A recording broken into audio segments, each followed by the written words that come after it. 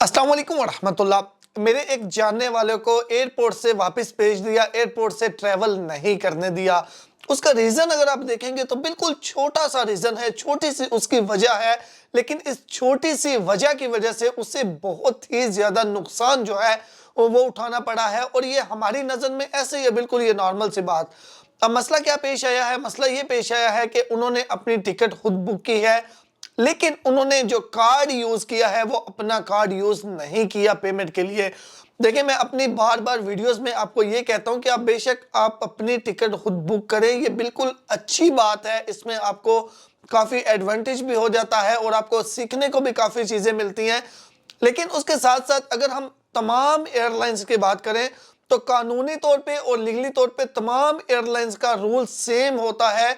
और तमाम एयरलाइन का रूल यही होता है कि जिस बंदे की टिकट है उस बंदे के कार्ड से ही उसकी पेमेंट होनी चाहिए। ये फ्रॉड से बचने के लिए ये कानून बनाया गया है। लोग पहले फ्रॉड होता था, टिकट किसी की, कार्ड किसी का।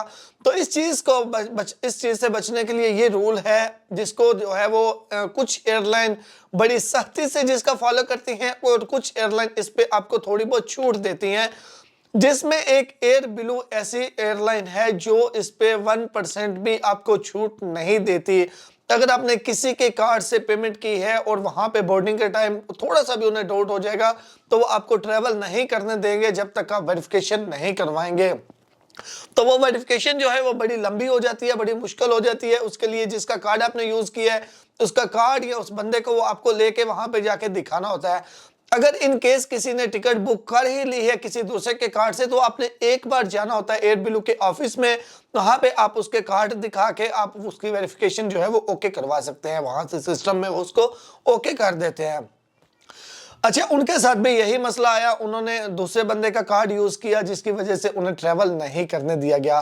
तो आप लोगों ने भी ख्याल करना है। अच्छा, मैं आपको बता दूं कि एयर ब्लू की जो आपने टिकट लेनी है उस पर तो 0% भी जो है ना वो आपने रिस्क नहीं लेना, कभी भी आपने ऐसा नहीं करना। पहले भी एक इशू ऐसे ही आया था, मैंने आपसे वो वीडियो शेयर भी की थी, तो अभी दोबारा से ये मसला आया है।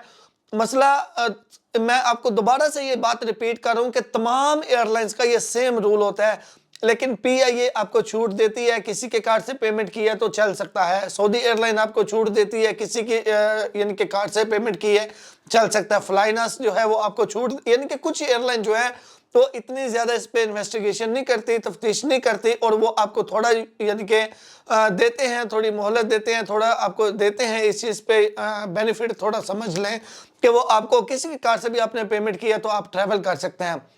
लेकिन एयर ब्लू जो है उस पे तो आपने बिल्कुल ये रिस्क नहीं लेना।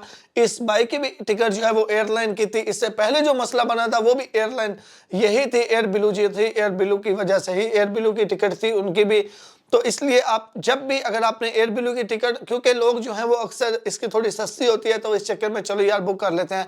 यार इतना डिजिटल सिस्टम हो गया, आप घर बैठे किसी भी बैंक का कार्ड आसानी के साथ किसी भी बैंक में अकाउंट ओपन कर सकते हैं।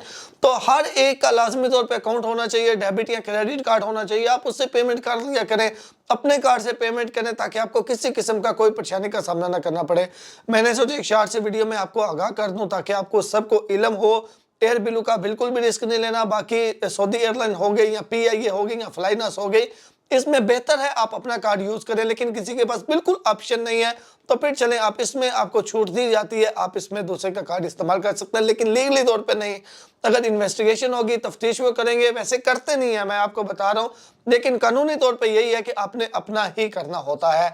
लेकिन वो मैं इस सूरत में बता रहा हूँ कि जब किसी के पास कोई भी ऑप्शन नहीं बचता तो फिर तो चलो फिर करना बनता ही है, फिर जब हमारे पास कोई ऑप्शन नहीं है। लेकिन एक और चीज़, अगर आपने ट्रैवल एजेंट से टिकट ली है तो उनका जो ऑफिशियल सिस्टम होता है उसका इशू नहीं होता।